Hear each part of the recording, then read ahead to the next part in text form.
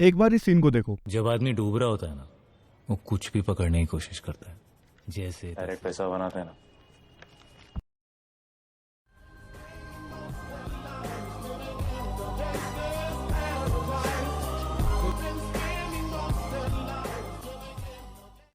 अगर इस सीन को देख के आपके दिमाग में भी ऐसा करने का ख्याल आ रहा है ना, तो उस ख्याल को अभी अपने दिमाग से मिटा दो। क्यों? क्योंकि वो रियल लाइफ है और ये रियल लाइफ है। और अगर आपने ऐसी कोई तिकड़म बैठा भी दी तो उसका परिणाम बहुत बुरे होंगे। और जो ये मनी प्रिंटिंग है ना, वो किसी भी देश की गवर्नमेंट के लिए एक पावरफुल टूल है जो इकोनॉमी को बूस्ट करने में मदद करता है। लेकिन क्या होगा कि किसी देश की गवर्नमेंट बहुत सारा मनी प्रिंट करे तो इससे उस देश की इकोनॉमी में क्या असर पड़ेगा? आइए जानते हैं आज की इस वीडियो में। तो फटाफट से चैनल को सब्सक्राइब कर दो, चलते अपने टॉपिक पे। तो सबसे पहला सवाल आता है कि पैसा क्या है। सो बेसिकली पैसा क्या है? अगर सिंपल शब्दों में कहूँ तो पैसा एक जरिया है किसी भी चीज को खरीदने या बेचने का। लेकिन अब सवाल आता है कि इन चीजों की कीमत कौन तय करता है कि ये 600 का है, ये 100 का है, या 1000 का है, ये 500 का है। तो इसको हमने एक एग्जांपल की मदद से समझेंगे। अब मान लो कि आप एक कंपनी खोलते हो और 100 ऐसे प्रोडक्ट लॉन्च करते हो जो बहुत ही यूनिक है, और सिर्फ 100 ही पीस लॉन्च करते हो उस प्रोडक्ट के, जिसका प्राइस आपने 500 रुपए तय किया है। लेकिन आपके उस प्रोडक्ट को खरीदने के लिए 200 से 300 लोग आ जाते हैं, लेकिन आपने तो सिर्फ 100 ही पीस लॉन्च करे थे। तो इस केस में आप क्या करोगे? आप कुछ नहीं करोगे, आप उस प्रोडक्ट के प्राइस को हाई कर दोगे। कब तक? जब तक आपके पास 100 ऐसे लोग न बच जाएं जो उस प्राइस पॉइंट पे उस प्रोडक्ट को खरीदने के लिए तैयार हो जाएं। तो यहाँ आता है डिमांड एंड सप्लाई। तो ठीक ऐसे ही जब भी कभी हमें ये सुनने को मिलता है कि आज इसका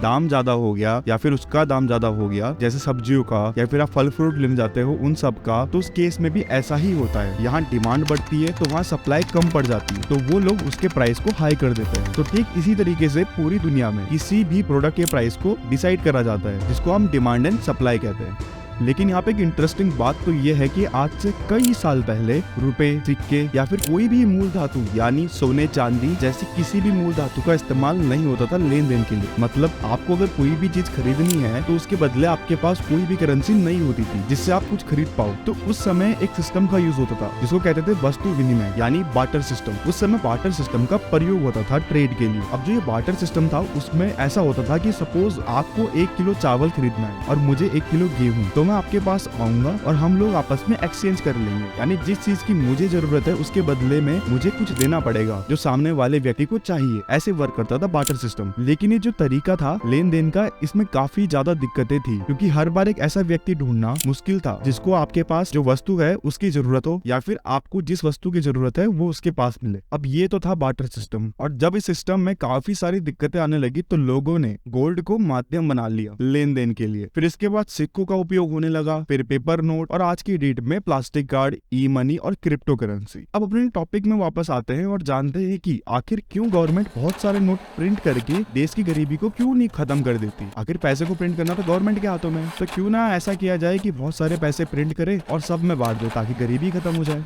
चलो अब इसे समझते हैं। अब सपोज करो कि आज गवर्नमेंट ने ऐसा किया कि बहुत सारा पैसा प्रिंट कर दिया और सब में बांट दिया। तो सबसे पहले जितनी भी चीजें मार्केट में है ना, उन सब का प्राइस बढ़ जाएगा। यानी कल तक आप जिस वस्तु को 1 रुपए में खरीद रहे थे और आज गवर्नमेंट ने 10-20 गुना नोट छाप दिए, तो उस वस्तु का प्राइस भी 1 से लेके सीधा 10-20 रुपए बढ़ जाएगा। अब ऐसा क्यों हुआ? आओ इस एग्जाम्पल की मदद से समझते हैं। अब मान लो कि एक कंपनी है जो मार्केट में 100 बाइक लॉन्च करती है जिसका प्राइस 50,000 रुपए है, और उसको खरीदने 100 लोग आते हैं। और अब एक दिन गवर्नमेंट बहुत सारा पैसा प्रिंट करके लोगों में बांट देती है। तो ऐसे में क्या होगा कि जहाँ उन बाइक को खरीदने के लिए सिर्फ वो 100 लोग आ रहे थे जिन पे उतना अमाउंट था, अब वहाँ पे 500 या फिर 1000 या फिर 2-3 हजार लोग बाइक को खरीदने के लिए आ जाएंगे। अब ऐसे में वो कंपनी क्या करेगी? वो कंपनी अपने प्राइस को बढ़ा देगी। यानी फिर से बात घूम फिर के आ गई डिमांड एंड सप्लाई पे, क्योंकि इस केस में डिमांड बढ़ गई थी और कंपनी के पास सप्लाई लिमिटेड थी, तो कंपनी ने प्राइस बढ़ा दिया। तो ऐसे ही अगर गवर्नमेंट ने खूब सारा नोट प्रिंट करके सब में बांट भी दिए तो महंगाई कम होने की जगह बढ़ जाएगी और इंडिया अमीर होने की जगह और गरीब होता चला जाएगा। आई होप कि आपको ये वीडियो इन्फॉर्मेटिव लगी होगी। अगर वीडियो पसंद आई तो वीडियो को लाइक और शेयर करो और चैनल को सब्सक्राइब कर देना। तब तक के लिए take care and thanks for watching.